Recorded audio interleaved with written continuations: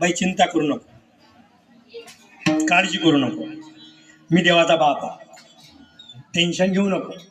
महाराज नंदबाबाच्या वाड्यामध्ये अशी भली मोठी विहीर होती. विहीर मोठी विहीर होती, 40 फूट घेर होता तिचा, 40 फूट. नंदबाबांनी त्यांना सांगितलं, हे म्हणे तुम्ही 5 जण या विहिरीच्या काठावर उभे राहा, या काठावर उभे राहिले. महाराज 5 जण उभे राहिले. आता जो कोणी या काठावरून त्या काठावर उडी मारेल तो इथं मालक. जे खरं होतं ते बसलं खाली.